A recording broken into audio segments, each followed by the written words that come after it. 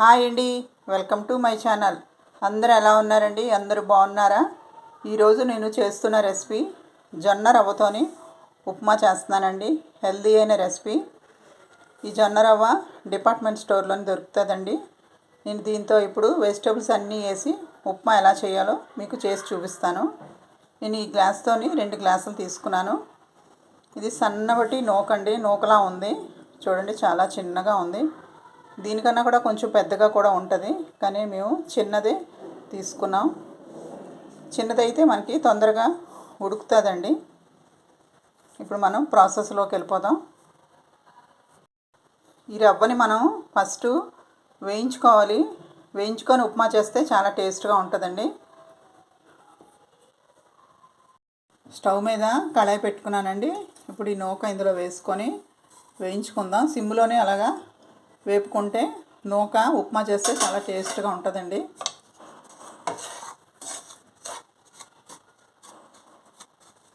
దీంట్లో ఏమేమి వేయాలో మీకు వెజిటబుల్స్ చూపిస్తాను. ఏమేమి వేయాలో చూపిస్తాను.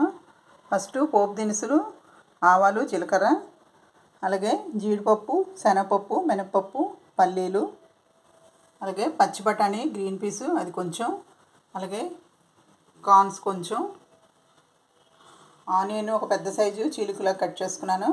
అలాగే ఒక క్యారెట్ చిన్న చిన్న ముక్కలు కట్ చేసుకున్నాను. అలాగే పొటాటో ఒకటి చిన్న ముక్కలుగా కట్ చేసుకున్నాను. టమాటీ, అల్లం, పచ్చిమిర్చి, కరివేపాకు. ఈ వెజిటేబుల్స్తోని మీకు ఉప్మా చేసి చూపిస్తాను. అలాగే పెసరపప్పు కూడానండి. పెసరపప్పు వేసి ఉప్మా చేస్తే చాలా టేస్ట్గా ఉంటుంది. నూక వేయించుకున్నాను. లైట్గా వేయించుకుంటే సరిపోద్దండి, పచ్చివాసన రాకుండా ఉంటుంది. ఇప్పుడు మనం ఒక బౌల్లో తీసుకుందాం.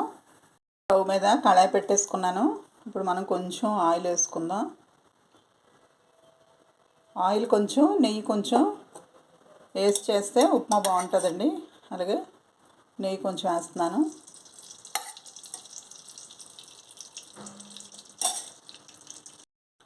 ఆయిల్ హీట్ ఎక్కింది. ఆవాలు, జీలకర్ర వేసేసుకుంటున్నాను. ఆ తర్వాత పల్లీలు, జీడిపప్పు, శనగపప్పు, మినపప్పు ఇవి కూడా వేసేసుకుంటున్నాను.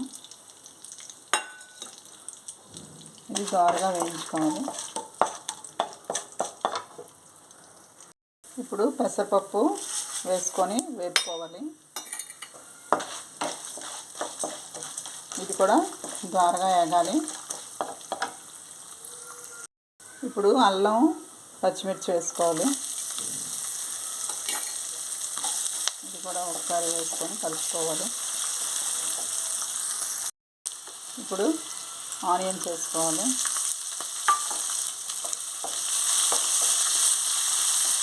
ఇది కూడా ఒకసారి కలుపుకోవాలి. ఆనియన్స్ కూడా వేగాయి. ఇప్పుడు టమాటీ, పొటాటో, క్యారెట్ ఈ ముక్కలు కూడా ఇందులో వేసేసుకోవాలి. ఇప్పుడు గ్రీన్ పీస్, కార్న్ కూడా వేసేసుకొని అది మొత్తం ఒకసారి బాగా కలుపుకోవాలి.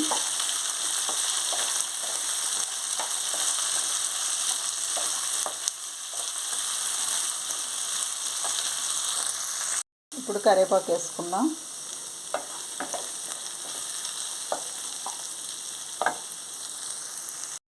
పోపు ఎగిపోయింది. ఇప్పుడు మనం వాటర్ వేసుకుందాం. ఈ గ్లాస్తోని 2 గ్లాసులు నూక తీసుకున్నాను. దీంతో మనం 6 గ్లాసులు వాటర్ వేసుకోవాలి. మనం వెజిటేబుల్స్, పప్పులు అన్నీ వేసాం కదండి.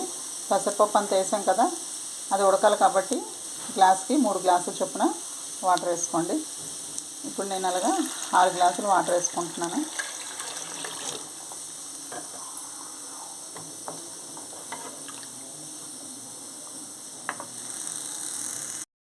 ఇప్పుడు సాల్ట్ వేసుకోండి చూసుకొని.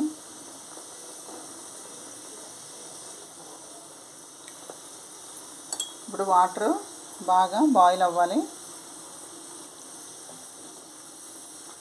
మూత పెట్టేసుకుందాం. మరిగొచ్చాక అప్పుడు నూక వేసుకుందాం. వాటర్ బాగా కెలుతుందండి. ఇప్పుడు మనం ఈ నూక వేసేసుకుందాం.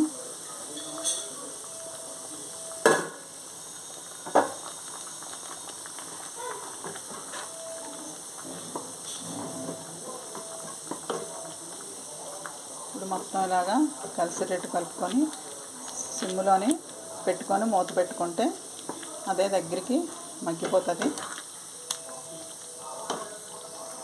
ఉప్మా రెడీ అయిపోయిందండి. ఇప్పుడు మనం ఇందులో కాస్త నెయ్యి 1 స్పూన్ వేసుకుంటే బాగుంటుంది. నెయ్యి వేయడం వల్ల టేస్ట్ చాలా బాగుంటుంది. ఇప్పుడు పైనుంచి ఇలాగ 1 స్పూన్ నెయ్యి వేసుకొని మళ్ళీ ఒకసారి కలుపుకొని మూత పెట్టుకుంటే మొత్తం అంతా బాగా నెయ్యి స్మెల్ పట్టి ఉప్మా చాలా టేస్ట్గా ఉంటుందండి.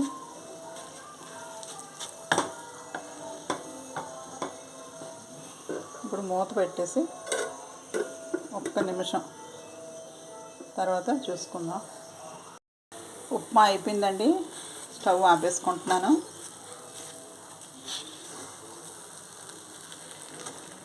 ఇన్ని వెజిటేబుల్స్ వేసుకొని ఉప్మా చేసుకుంటే ఇంకా పక్కన చట్నీ ఏం అక్కర్లేదండి. ఇలాగే మనం తినేయవచ్చండి. ఇప్పుడు మనం సర్వింగ్ ప్లేట్లో తీసుకుందాం. సర్వింగ్ ప్లేట్లో వేసేసుకుంటున్నాను.